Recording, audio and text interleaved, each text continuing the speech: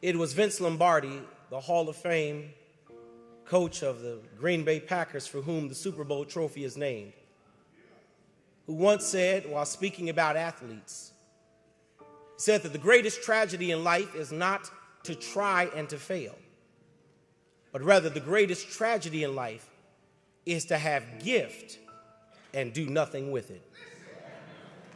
He suggested, my brothers and my sisters, that there are few things as sad and sorrowful in life as watching a man sit on the sidelines of life rather than stand up and shine in the spotlight of his call.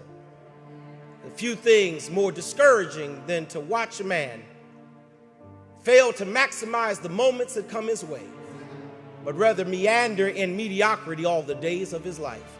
Because with gift, with talent, there is the expectation that when God creates opportunity and possibility, you will be the first to answer the call and walk through the door that God has created to live out the calling that God has given unto you.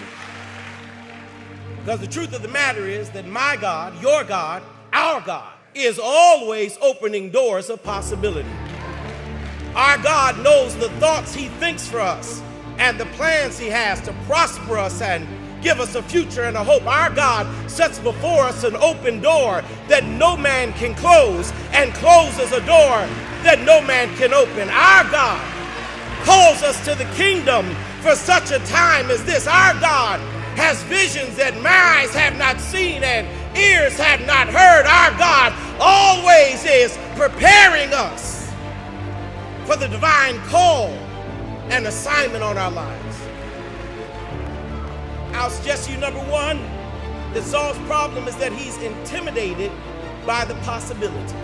He says to him, there are two things that are going to happen. You are going to prophesy and you will become a king. You will be a prophet and a king. Now, he's never been a prophet and he's never been a king. Samuel tells him, you're going to prophesy and you'll be a king. Keep on reading in chapter 10, sure enough, one day old Saul is going up a hill and a group of prophets are on their way now.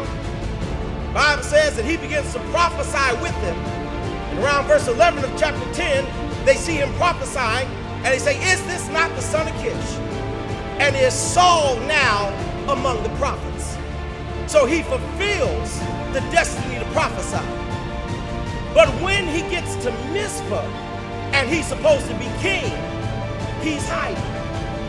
Now stay with me, saints. If he's never been a prophet and he's never been a king, why would he willingly prophesy but be hesitant to be a king? If the calling is to be a prophet and a king, why does he accept being a prophet but he doesn't accept being a king? Here it is, I did a Bible study. The reason he prophesies is because he sees other men prophesying. And he has no difficulty believing he can do what he's seen other men do.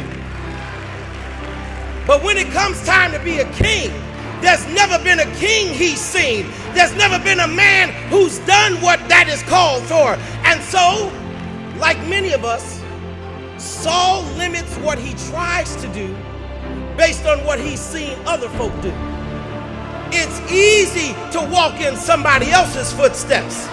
But at some point on the road to greatness, God gives you a possibility that has no precedence and says you got to be the first one in your family, in your circle, in your class to do what God has called you to do.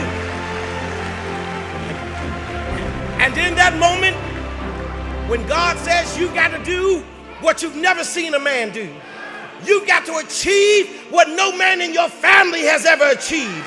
You got to walk where no friend has ever walked when he calls you there. Don't let the experiences of others set limitations on you. Just because they couldn't doesn't mean you can't. Just because they didn't doesn't mean you won't. Just because they failed doesn't mean you won't succeed. Because I'm a living witness that if God calls you to it, if God puts the door in front of you, the Lord will make a way.